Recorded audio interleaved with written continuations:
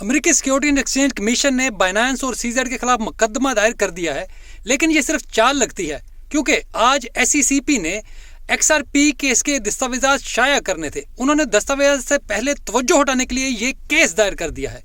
Binance کے خلاف مقدمے میں امریکی سیکیورٹی اینڈ ایکسچینج کمیشن نے سول، ایڈا، میٹک، فل، ایٹم، سینڈ، مانا، ایلگو، ایکسس اور کوٹی کو بھی سیکیورٹی قرار دیا ہے۔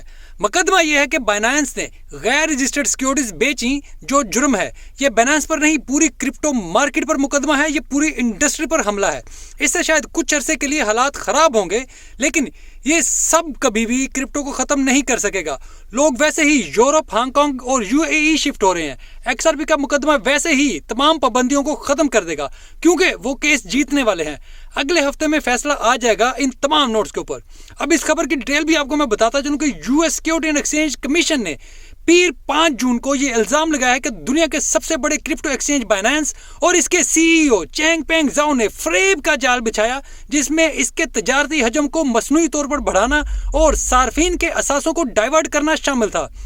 سیکیورٹی اینڈ ایکسچینج کمیشن نے بائنانس اور CZ پر اپنے پلیٹ فارم سے امریکی صارفین کو محدود کرنے میں ناکامی اور اس کے مارکیٹ کے نگرانی کے کنٹرول کے بارے میں سرمایہ کاروں کو گمراہ کرنے کے ساتھ ساتھ غیر رجسٹرڈ سیکیورٹیز ایکسچینج چلانے کے مقدمہ دائر کیا ہے۔ سیکیورٹی اینڈ ایکسچینج کمیشن نے واشنگٹن DC کی وفاقی عدالت میں درخواست دائر کی ہے۔ اس میں یہ الزام بھی لگایا کہ بائنانس اور زاؤ خفیہ طور پر صارفین کے اثاثوں کو کنٹرول کرتے ہیں، جس سے وہ صارفین کے فنڈز کو آپس میں مکس کرنے اور ڈائیورٹ کرنے کی اجازت دیتے ہیں، اور یہ بھی کہ بائنانس نے ایک منظم سکیم کے طور پر اپنے الگ امریکی ادارے بنائے تاکہ امریکی سیکیورٹیز قوانین سے بچا جا سکے۔ SEC نے یہ الزام بھی لگایا ہے کہ ستمبر 2019 سے جون 2022 تک CZ کی ملکیتی کمپنی سگما چین واش ٹریڈنگ میں مصروف تھی، جس نے بائنانس US کے پلیٹ فارم پر سیکیورٹیز کرپٹو اثاثوں کے ٹریڈنگ والیوم کو مصنوعی طور پر بڑھایا۔ SEC کے چیئرمین گیری گینسلر نے ایک بیان میں کہا ہے کہ بائنانس اور CZ نے باقاعدہ منصوبہ بندی سے دھوکہ دہی، مفادات کے تصادم یعنی conflict of interest, lack of disclosure اور سوچے سمجھے طریقے سے قانون سے بچنے کے راستے نکالے، قانون کو ایویڈ کرنے کے راستے نکالے۔ بائنانس نے فوری طور پر الزامات پر تبصرہ کرنے کی درخواست کا کوئی جواب تو نہیں دیا۔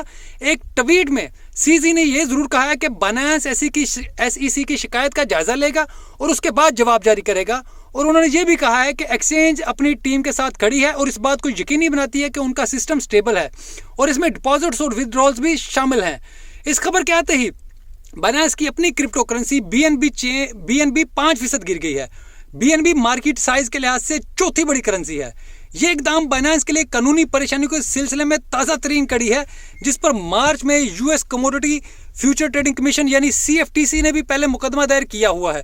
بائنانس امریکی محکمہ انصاف کی جانب سے مشتبہ منی لانڈرنگ اور پابندیوں کی خلاف ورزیوں کے لیے بھی زیر تفتیش ہے۔ بائنانس دنیا کی سب سے بڑی کرپٹو ایکسچینج ہے، جس کے بنیاد 2017 میں شنگھائی میں CZ نے رکھی تھی۔ بائنانس کا global trading plate form binance.com crypto trading کے منظرنامے پر حاوی ہے۔ گزشتہ سال یہاں مارکیٹ کے 70% تک روزانہ $65 بلین کی ٹریڈ اس پر پروسیس ہوئی ہے۔ اب رائٹرز کے حوالے سے آپ کو بتاتے چلیں کہ رائٹرز کا کہنا ہے کہ بائنانس نے مجرموں اور امریکی پابندیوں سے بچنے کی کوشش کرنے والی کمپنیوں کے لیے کم از کم $10 بلین کی ادائیگی پر کارروائی بھی کی ہے، یعنی انہیں پروسیس کیا ہے۔ رائٹرز نے 23 مئی کو یہ بھی رپورٹ کیا کہ بائنانس نے امریکی مالیاتی قواعد کی خلاف ورزی کرتے ہوئے اپنے صارفین کے فنڈز کو اپنے کارپوریٹ ریونیو کے ساتھ سلور گیٹ بینک اکاؤنٹ میں ملایا، جو تجارتی فرم میرٹ پیک سے تعلق رکھتا ہے، جس میں کلائنٹ کی رقم کو الگ رکھنے کی ضرورت ہے۔ بائنانس نے کسٹمر ڈپازٹس اور کمپنی کے فنڈز کو ملانے سے انکار کرتے ہوئے کہا کہ جن صارفین نے اکاؤنٹ میں رقم بھیجی ہے وہ ڈپازٹ نہیں کر رہے تھے، بلکہ بائنانس کا $20 سے منسلک کرپٹو ٹوکن خرید رہے تھے۔